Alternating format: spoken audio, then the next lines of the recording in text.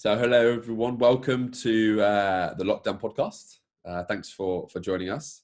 I'm here with Dhruv Mata, who's the co-founder of Almond. He's also an ambassador of One Young World and is a TEDx speaker. Dhruv, good morning. Morning, Alex. How are you doing? I'm good, thanks. How are you? I'm doing well. Thanks for having me on. Now, of course, thanks for coming on. It's great to have you. I think a lot of people watching this will find your background quite interesting. So if you don't mind, we'll kind of kick off back at University of York. So Dhruv, talk to me. So you did BSc in accounting, business, finance, and management. Was that always the course that you wanted to do? Talk to me about the decision there. Yeah, so initially I started off, and the first couple of years of my uni life, I did electronics engineering with business management. And I very much realized that the electronics engineering part for me was not the thing I was most interested in. The Mm, business management was the part that I was really excelling at and I was really enjoying. mm. And so I ended up switching my courses. It happened to be one of the better decisions I've made at the time. Nice. Um, Okay. it was quite lucky though. If you think about it, it's not the thing that everyone would be thinking about as being like their dream course or whatever, because accounting always sounds pretty Yeah. mundane to people. But I Yeah. think the intricacies of like the business and the finance aspect of it were quite interesting for me. Yeah. Okay, that's really, really interesting. Was it more, did you want to do a degree that was quite broad? Because obviously accounting, finance, and business management, of course, technically there's similarities, but I suppose you kind of hear students that want to go do the accounting route or the financial route or the kind of just the business side. So did you want to keep it broad deliberately, or you just kind of fell into that? Yeah, so I think there was a little bit of a combination of both things. Mm. So I did want to keep it broad because I didn't have exactly an idea of what I wanted to do with my life. Yeah. What I did know from the very beginning was I wanted to be a part of something businessy, Mm. be it entrepreneurial or be working in a managerial context and running a team. Mm. But I always wanted to do something that was business related. Okay. And I saw this like when I was looking back through my old cover letters and personal statements from the time I was like 16 years old for the first internship I had. The goals are always the same. It's to start a business at some point. So I think that like because I was leaning towards this direction all the time, this course kind of was the perfect thing at the moment.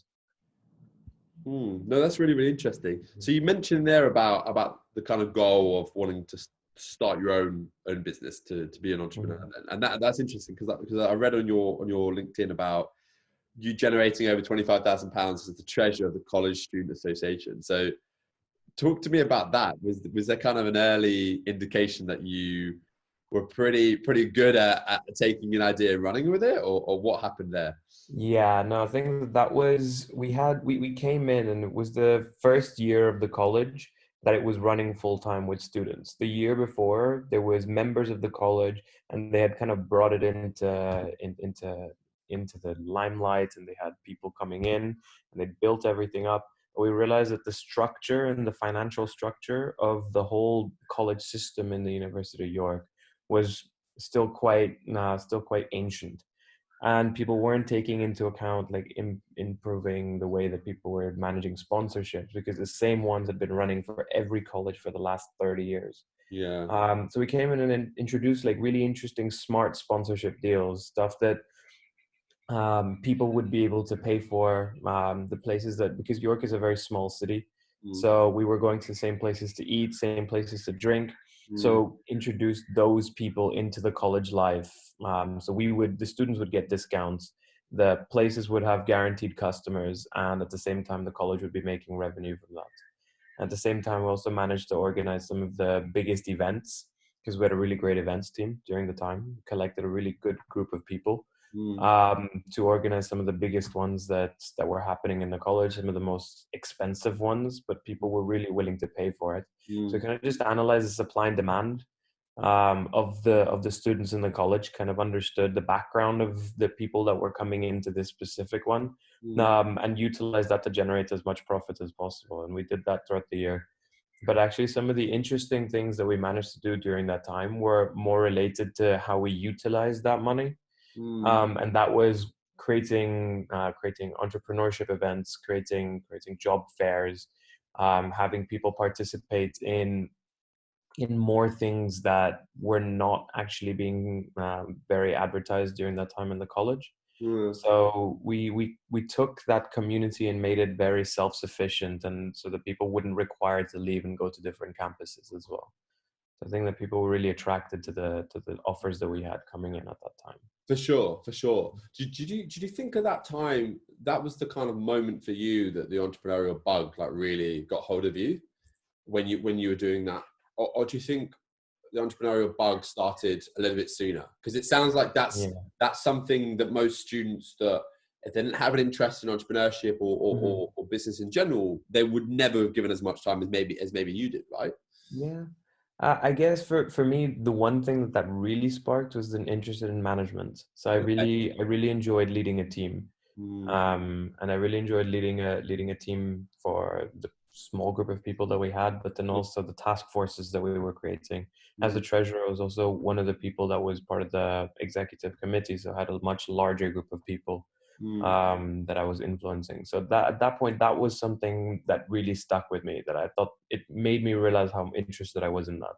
In mm. regards to entrepreneurship, I think that this is something I wanted to do since I was really, really young. Yeah. I'd always said that I wanted to help people and I wanted to start my own business. And from a long time back, my first internship was at a cancer research institute, and at that point, I wanted to have a cancer related business. So it's been a while. Okay, that's super interesting. So Hmm.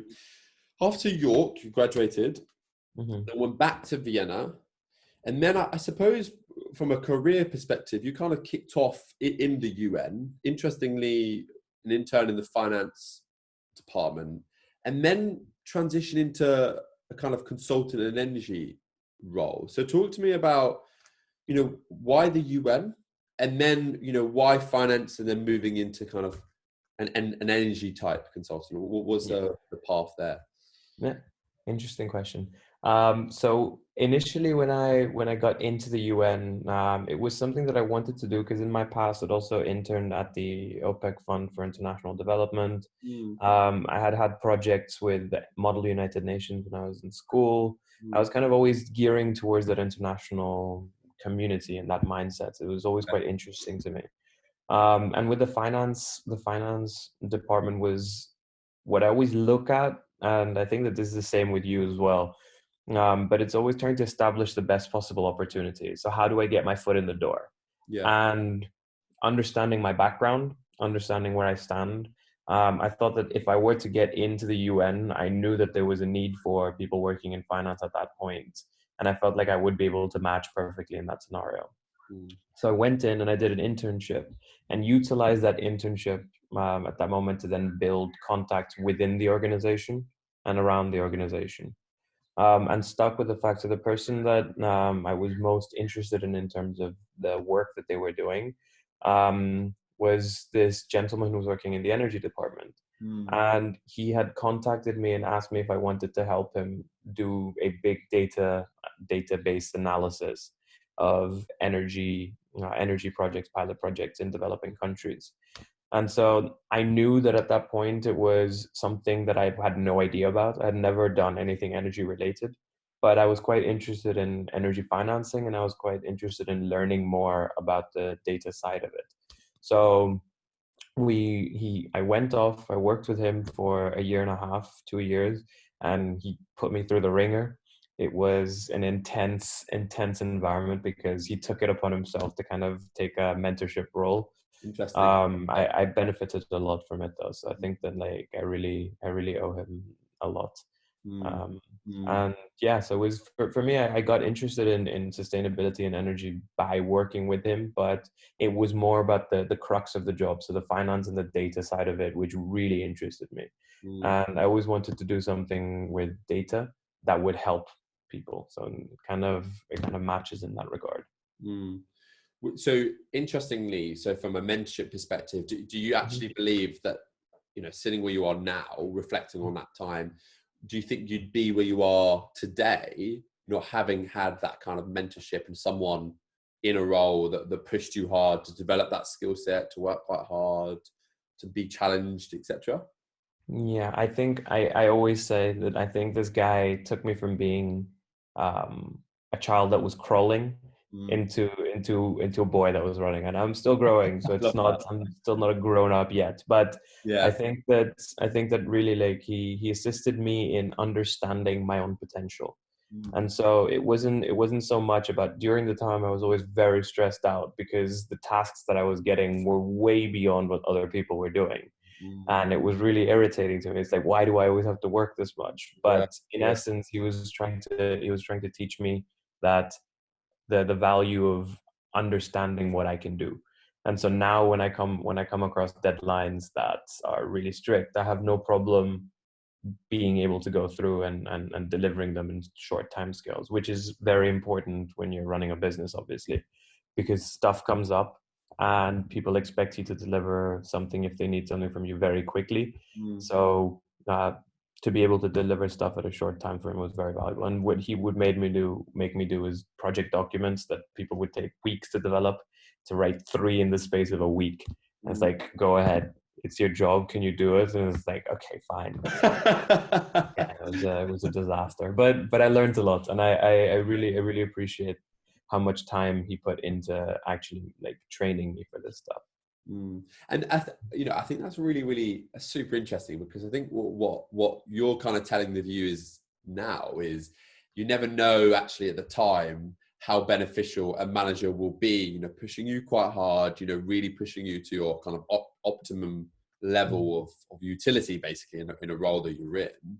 mhm. Not knowing actually the future that will be extremely beneficial, running your own startup or being a senior manager in another startup, or whatever. Yeah, So yeah, that's super interesting. And I think that's an yeah. important lesson. Nah, So, absolutely. I'd totally add on to that though. I think that it's one of the really important things, especially with early roles. Whenever people take on early jobs, it's important to understand who it is that is managing you, yeah. because obviously you can pick up different things from different managers all the time, but if you have someone that actually cares about you and someone that you can develop a good relationship with, then they will put in that little bit of extra work in order to not just get you to shine and to give you good work so that you have a good resume or you have the ability to move forward, but also teach you valuable life skills. And I think that is a very important component of picking your first roles, and Mm, seeing if the people that you're going to be working with, if you have the opportunity, are people that you feel you can connect with. So mm. I think it's a very important thing. For sure, for sure. And I think lots of people watching will Mhm. resonate with that. So okay, so interestingly, after the kind of 2.5 to 3 year period that you had with the UN, Mhm. moved back to London and then went to Imperial to do your business analytics masters. Kind of alongside that, I suppose at some point you then obviously knew that you wanted to do some kind of qualification in entrepreneurship. Went to Harvard Business School to do an entrepreneurship classification. So business analytics, I suppose most people can understand the rationale, but again, just for the viewers' benefit, talk to them about the decision as to why masters at all, and why a master's in the business analytics space. Mhm. So, as I mentioned, when I was working at the UN, I was always thinking about starting a business at some point. And so I had been coming up with ideas for a long time. Mm, And during the summer, I happened upon the idea for Alment, which is my company now. mm, And as what I'd mentioned during the TEDx talk, it happened that I was not very skilled when it comes to the technical aspect of it. mm, So didn't have any knowledge of machine learning, how it's going to be utilizing and coding, and it was an idea, but there was no way to bring it to life. mm, And so I realized that the only way that I was going to be able to get the proper amount of knowledge and also the cachet in the field was if I was going to undertake a master, something that gives me a little bit more standing when I'm going into meetings or mm, looking for investment. mm, And I found 3 courses, one in King's, one in UCL, and one in Imperial. I applied to all of them. Just mm, happened that Imperial's business analytics course was at the time the number 2 ranked course in the world. mm, Um, and I think it was one of the better decisions that I've actually made in my life, because I was a little skeptical because this one was an online part-time course. Mm. So I was wondering if it would be the right decision to kind of take this instead of doing something full time. But I think it was genuinely one of the better decisions I've made, because it really put all the things that I wanted. So in terms of learning how to code Python, R, SQL, Tableau, everything, and put it into a context of applying it to business problems. Mm. And it was a very heavy data science course where we did a lot of maths, a lot of intense coding, but at the same time giving you the opportunity to really visualize how you would use this. And that kind of learning for me was incredible. At the same time, the professors that we had, the people that were in my course, were all incredible, and people do great things. A great time to develop relationships there too. Mm. And actually, ended up working with two of the people in my course to start Alment as well. So it was an interesting journey here. So that's really, really interesting, right? And I suppose that was going to be my next question. So a lot of younger entrepreneurs tend to Mm-hmm. start their business during a period of university, right? It could be Mm-hmm. final year, it could be masters, etc. So Yeah. that's really, really interesting. So you obviously started out when you were at Imperial then. Why then, I suppose, would be the question, because I suppose some people would be watching thinking, should you, were you always planning to do a master's but alongside start your own business, Mm-hmm. or actually because of the kind of infrastructure and environment, it was the best place to start a business, other smart people that could support, were there departments that had funding for you, etc. What's the rationale as to why you started it then? Yeah, another great question. I think that there's two or three points that I would make about this thing, and I think you would say the same thing as well. As we're both people that like to do a lot of things to keep like really busy, and I personally feel like the more things that you're able to squeeze into your time, um, Sure. the more beneficial it is, at least for me, because I think that I was really enjoying the course to the point where it really didn't feel like stress. There was stress in the assignments, but I was really enjoying it. And the same thing with running my company. Like every day felt like it was a really exciting thing. So nothing felt like work, which means that for me, mental burden wise, I was able to take on more. And so, as you mentioned, there was a time when we had three big modules in the course where we were having to submit 4 assignments and have 2 tests every week. Mm. I was still running my company, and at the same time, I was taking this extra HBS online entrepreneurship course.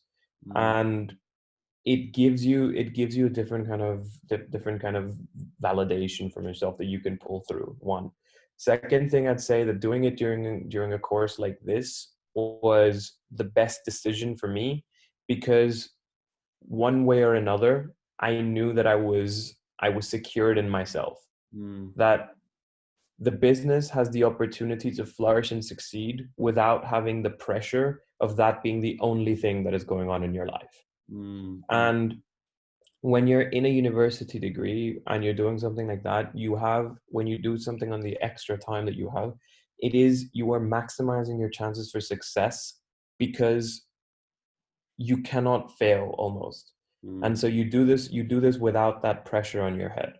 Mm. And the third thing, obviously, as you said, you have the environment to grow. You have every resource that the university has to offer, which includes the students, which includes the professors.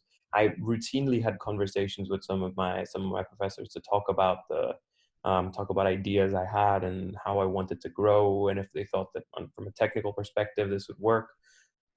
So we really interacted in that way, and the students obviously working together was great.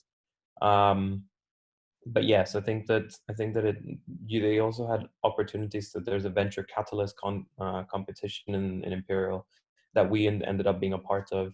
So exposure from that regard, from the enterprise lab, was all very valuable for us. Mm. Mm. And makes sense. And I think it's super interesting because there will be, even just this week, I've had a few conversations with different students that want to start their own business. And I think Mm-hmm. there will be a lot of people watching this thinking, actually, maybe it's a good time to start a business. Maybe it's a good time, using the university infrastructure, using other sharp students who can support, the other and entrepreneurial funds that maybe can kickstart our business, etc. So I think that's a really interesting story that you have. So okay, so Almond, like talk to the viewers about what it is, why you started it, and then maybe we can touch on a few things if that's okay on that. Sure. So Aument is a med tech company, and we're using artificial intelligence to run through electronic health records to find the people that are at highest risk for cancer. And we do this using a novel algorithm that we've developed. And the purpose of this is to find the people that are at the highest risk so that when you catch them earlier stages, they have a higher chance of survival, one, they have a better quality of life moving forward too. And a lot of the times you see that, let's say, I think from the studies that we have, 2 out of every 3 people that is eventually diagnosed with cancer has presented symptoms to their primary care physician and it goes undetected. So we kind of want to take it away from the primary care physicians that already have such limited time dealing with patients and put them into a setting where this is an augmentation of their abilities and have a machine that is going to be running through these algorithms on the side. Hence also where the name Aument comes in. Spanish for aumentar is augmentation.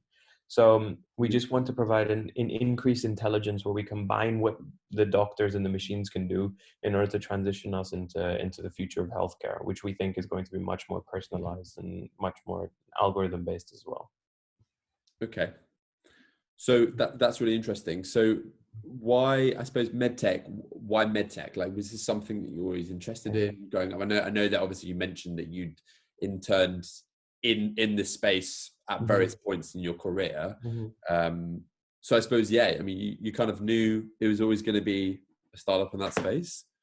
I didn't actually, You and didn't? to be honest, I was advised heavily against it.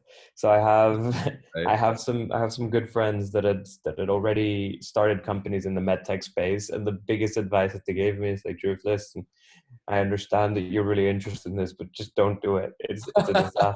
It takes super long. There's a lot of regulation, and to get through this, it's going to be really difficult. But I ignored their advice because I'm a very smart person.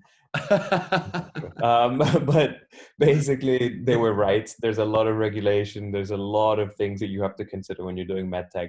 But for me, I think the one big thing, it has to be passion. And if you're going to be spending your time starting a business, you have to understand that you are spending not just 8 hours a day, you are spending 24 hours a day thinking about your business. You will dream about it. You will you will talk about it. Your family and friends will get super bored about hearing about what's going on and what's new, what meetings you had. It is a 24 hours a day commitment to what you're doing. So you have to love and be really passionate about the goal. And I think that for me came because cancer tends to be a very personal illness for a lot of us. And there's people close to me, around me, that have suffered from cancer as well. And it felt that if we can make inroads towards this, it would be a very important issue that we're solving. And at the same time, I'm very passionate about the tech aspect of this, which now has become what I really pride myself on. So I think that it really creates a nice marriage between what I really wanted, what I was passionate about, and the goal that I wanted to achieve, which was to help people and make the world a better place. And I think Amen really is on track to do that. And this is what we're trying to do. No, amazing. I think it's a super powerful vision and goal that you have. So Appreciate it. from a product perspective, then are you guys live just in Austria at the moment, or are you trialing this in different countries? Or I suppose Yeah, so the we're next not live yet. Yeah, we're not okay. live yet. So because it's a med tech company, we're not going to go live until we've cleared all the possible regulation that we have to go through. Okay. And also it's the data aspect of this product is the biggest one. And so the gathering of any medical data is always a really difficult aspect. So we're still in the process of actually developing the product properly. and making it into something that's market ready. And Mm. we assume that it's going to be market ready by the end of this year or Q1 2021. Okay, interesting. Uh, and so at that point, that's when we should have cleared a lot of the hurdles that we're looking at and be in the market. So that's really, really interesting from a regulation perspective.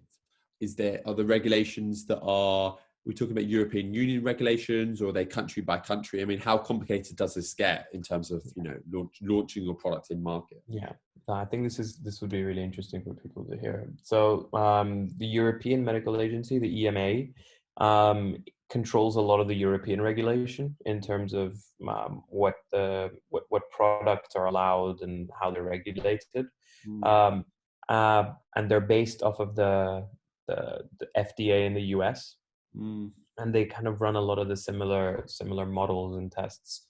Other than that, there's regional regulations that go from continent to continent and region to region and country to country. But for us, because we're operating primarily in Europe and the US, hopefully, that the EMA and the FDA would be the primary people for us. And if you clear regulations for the EMA, there's a good chance that you will be able to clear the regulations for the FDA and vice versa, because as I mentioned, the models are very similar. interesting. Okay. Mhm. Okay. And I suppose, so that's really interesting. Surely that is beneficial for entrepreneurs that want to start Yeah. medtech, like just general health Mhm. startups, because clearly if the regulations were very different country per country, Yeah. would almost be like a barrier to entry in that market, because people Oh, would put definitely. off and thinking that it's going to be extremely complicated to kind of get the permissions to operate in that medical sector per country by country. So Mhm. that's quite interesting. Okay, so One thing I'd like to I'd go. actually add to that, it is a huge barrier to entry, and in such a way that when we started Aument, it was supposed to be a much more holistic diagnostic tool Yeah. that was running prescriptive analytics on it. So when we analyzed the regulatory aspects, we realized that building that kind of a model, an AI-based medical device, as the FDA would call it, or machine learning-based medical device, Yeah.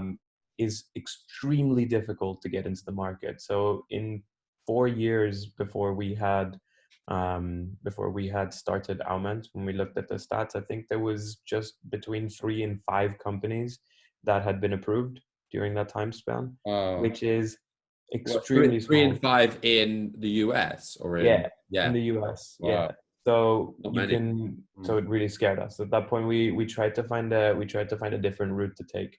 So we went from being a prescriptive analytics based medical device to mm, recommendation based system for doctors, which allows us to kind of go in a different direction mm. and would not require us to, first of all, utilize any specific medical data from the patient. Will be completely anonymous. It allows us to also recommend solutions to doctors, rather than to patients, which means that we cut out that portion of us having direct contact or being liable for anything that goes on with the patient. Okay, that's really, really interesting. So I suppose it protects you, because I suppose from a monetary perspective, you need a serious amount of capital if Mhm. you couldn't protect yourself going forward. Okay, that's really, really Exactly. interesting. Yeah. So what I suppose, okay, so planning to hopefully go live in these markets, Hmm. regulatory element depending by the end of Hmm. the year.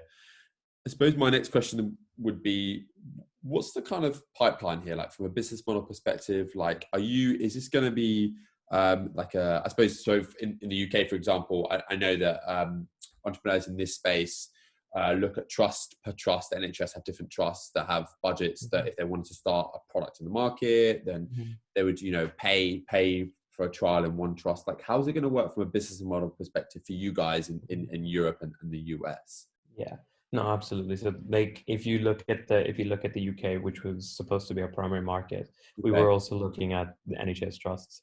So Mm, we would start off by implementing it within one trust, and hopefully, from a perspective of a large universal healthcare system entity, mm, and trickle down into the various different trusts. But we understand that for that we needed to prove the product.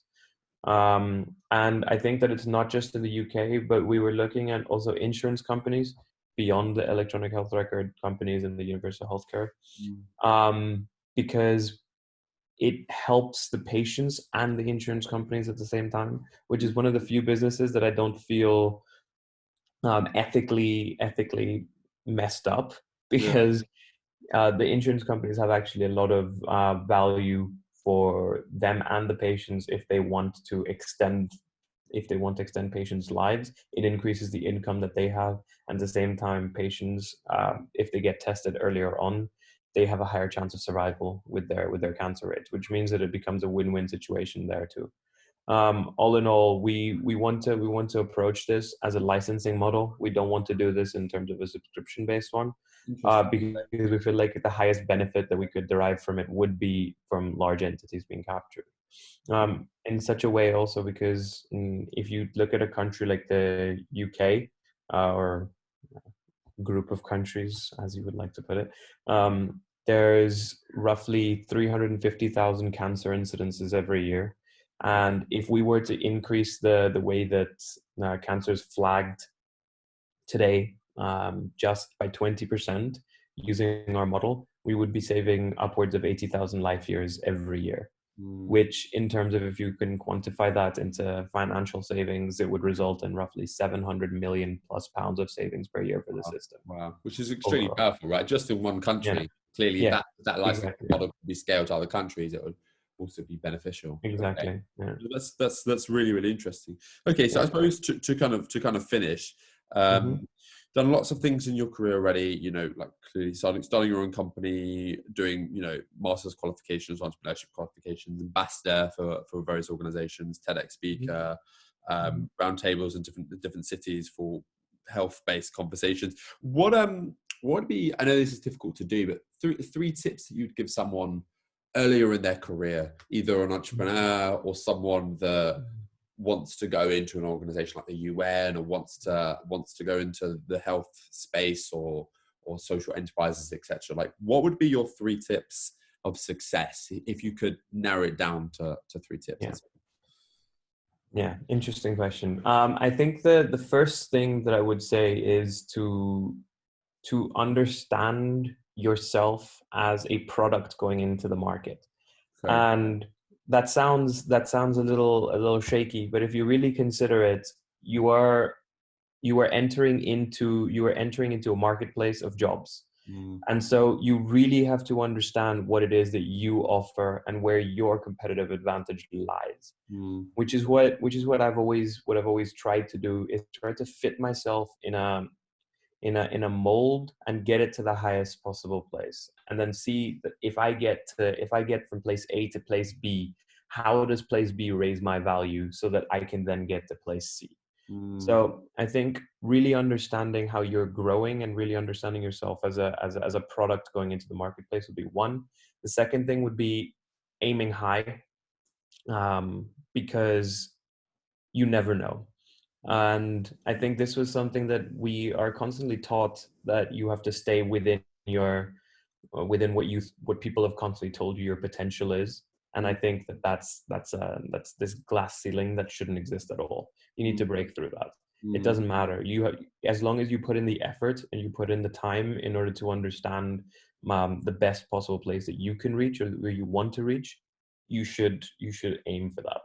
mm, And the third thing would be to develop a path of how to get to where you want to go. mm, So take a systematic route. Don't just jump into something without knowing where you stand. And this all of these things tie together, I feel. But sure, it's really sure. but it's really important to see that if you want to end up being the CEO of Google, and it's a great dream, and I completely encourage you to apply for it if that's what you want. But how do you maximize your chance of getting there?